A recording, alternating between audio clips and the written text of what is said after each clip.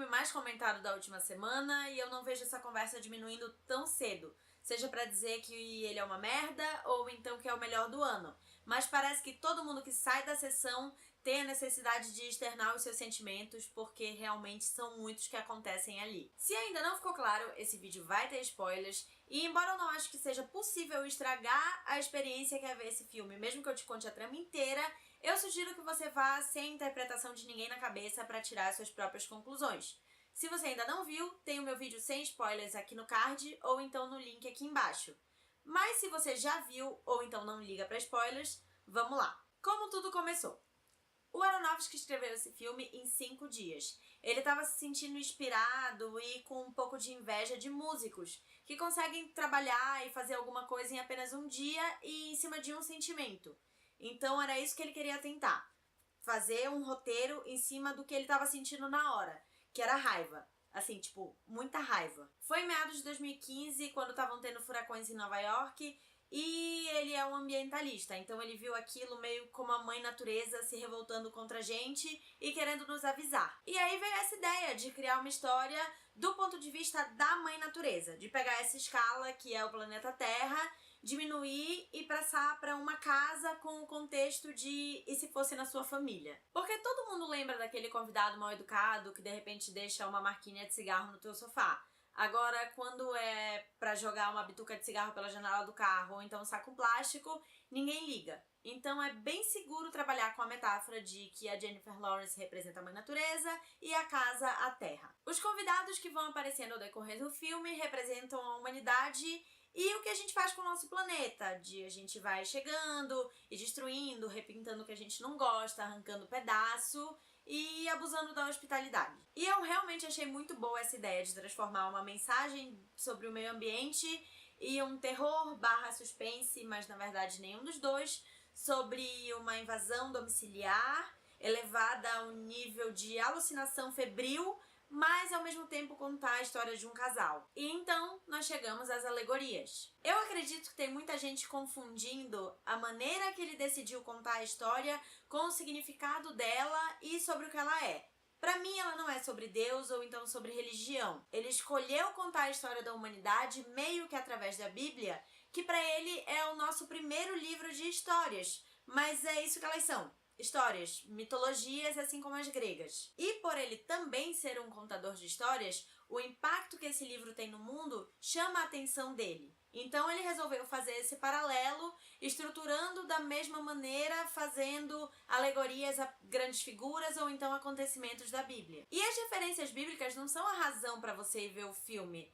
Desvendá-las não deve ser o motivo que leva você pro cinema, porque elas são tipo, digamos que easter eggs, e você não vai assistir um filme de super-herói pra desvendar os easter eggs. Eles são só uma coisinha a mais que presenteia quem tá prestando atenção. E como fazer esses paralelos foi a maneira que ele achou de montar, vamos entender um pouquinho dessa estrutura. O personagem do Javier Bardem representa Deus, ele se referencia a ele mesmo como um criador, um poeta, e o primeiro trabalho dele, que seria aquela poesia que deixou ele famoso, a gente pode interpretar que é o Antigo Testamento. Mas, gente, só um parêntese. De novo, não quer dizer que o personagem é literalmente Deus. É só a maneira que o diretor enxerga alguém que se intitula ou se vê como divino. Egocêntrico, obcecado pela sua obra, por criar mais, ama ser um ídolo e a adoração que isso traz. E então entra o Ed Harris, que nos créditos está com o nome de homem,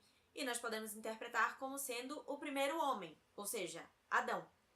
E na primeira noite que ele passa na casa, a gente vê que ele passa mal, e quando nós vemos ele de costas, ele tá com um machucado nelas.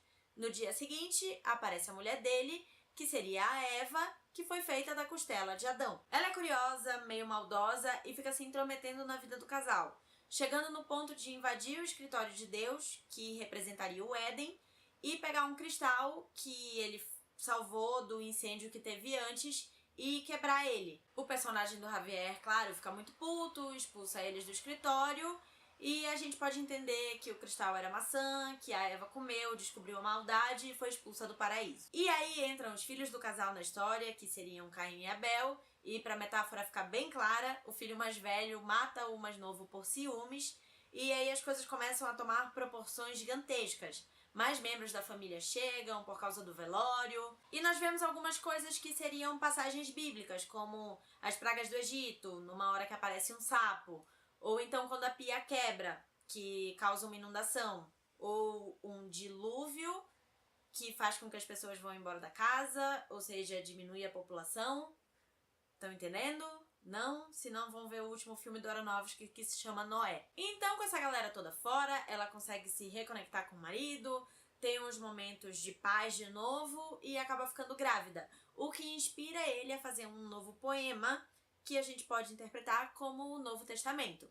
E é claro que é um sucesso, um fenômeno depois de publicado, todo mundo fica alucinado por aquilo e querendo conhecer o poeta, né, o criador de tudo. E é aí que a insanidade do filme perde o freio, desbunda e vira um claustrofunk do caralho, assim como a nossa humanidade. As pessoas amam muito o trabalho novo dele, mas cada um interpreta de um jeito, e isso leva elas a começarem a brigar, pensando que a sua interpretação é a correta, vão se criando vários grupos diferentes, ou no caso religiões, o povo começa a arrancar pedaços da casa para provar que eles estiveram lá, começam a matar em nome dele, ou então por território, enfim, a própria personagem da mãe, antes de tudo isso começar, fala que ela vai começar a trabalhar no apocalipse. E é isso que a gente vê. Nós vemos vários paralelos à nossa história como um todo.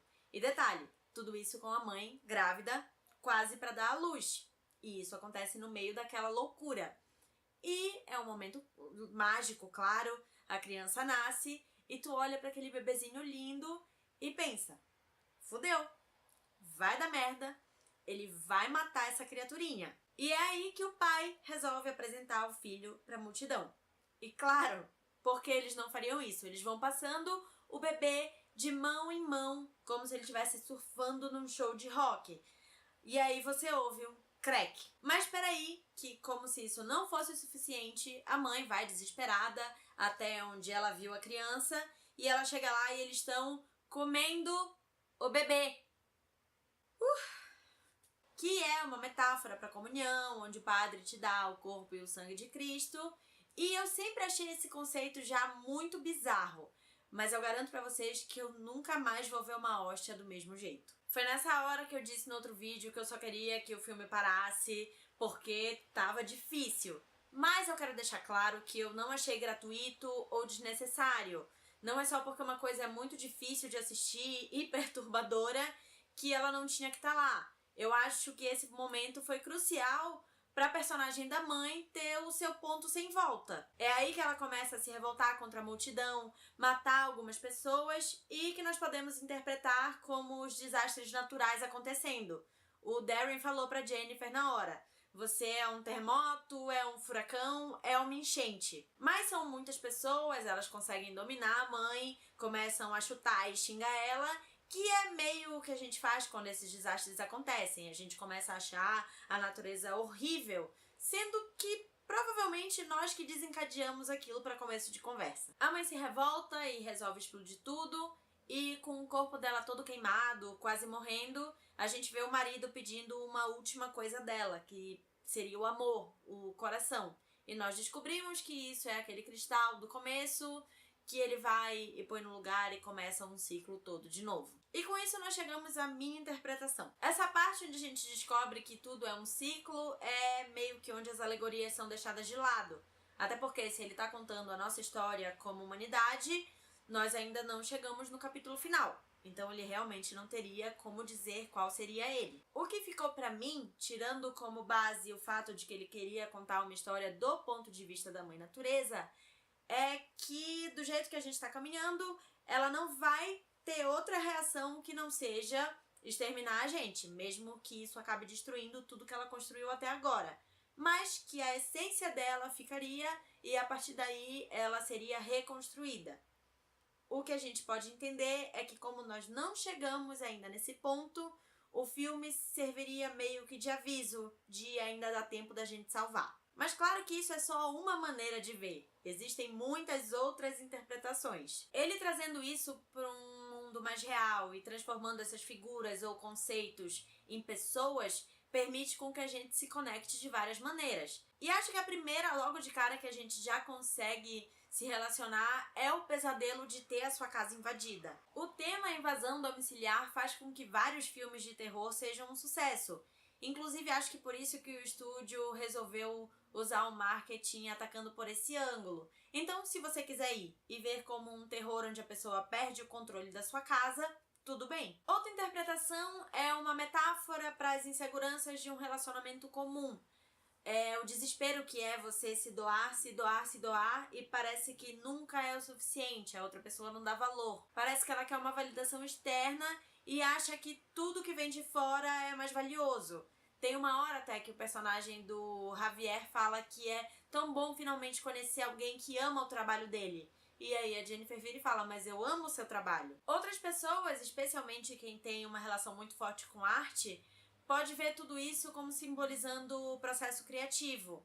O diálogo final, apesar de bem cafona, onde ela questiona por que o amor dela não foi suficiente, a resposta dele faz muito sentido, que é ele dizendo que ele é aquilo. Ele é um criador e ele precisa criar, mesmo que ele saiba que aquilo vai chegar num ponto de destruição total. A criatividade não vem de um lugar de paz, ela vem do caos, do desespero, de experiências ruins. Então, algumas pessoas meio que inconscientemente procuram isso. Pode ser também um comentário sobre fama e ídolos falsos e como certas pessoas se alimentam disso e a vida só passa a fazer sentido quando você tá no pedestal de alguém. Isso acaba consumindo elas e fazendo com que elas negligenciem outros aspectos importantes da vida, como por exemplo a família. Ou pode ser tudo isso junto e muito mais. As metáforas começam a se misturar e virar outras coisas, como por exemplo, ela é a mãe natureza, mas também é Maria, porque é a mãe de Jesus. E representa a figura materna no geral, que é aquele amor que não cessa. Então a intenção pra mim nunca foi de ele passar uma mensagem só, e sim de gerar justamente várias interpretações para gerar discussão e debates. Por isso que quanto mais eu penso nesse filme, mais eu gosto dele. Eu realmente entendo quem não gostou, e se foi o seu caso, você tá totalmente na sua razão. Ele não é pra todo mundo, e eu não quero dizer isso num sentido pedante, do tipo, se você não gostou, você não entendeu. Ou então, só quem gosta de filme mais arte vai gostar. Até porque você pode muito bem entender todas as metáforas e tudo que ele quer passar e virar e falar, sim, e daí? Eu, particularmente, como já disse, achei genial a ideia de pegar o nosso mundo e transformar ele numa casa, numa coisa palpável que nós possamos entender o nível de destruição que nós somos capazes de fazer. Por isso que eu não achei que foi um filme gratuito, mas ele é uma montanha-russa. Você vai sentir muita coisa e ao mesmo tempo que você vai querer socar o diretor, você vai querer levantar e aplaudir.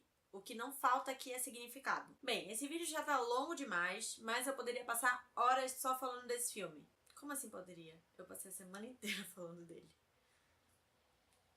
Enfim, eu já saí do eu não quero assistir nunca mais pra eu preciso assistir uma segunda vez. E se você chegou até esse ponto do vídeo, eu acredito que você também já tenha assistido. Então, deixa a sua interpretação, então se você gostou ou não nos comentários abaixo. Se você gostou do vídeo, dê um like e não se esqueça de se inscrever no canal. Tchau!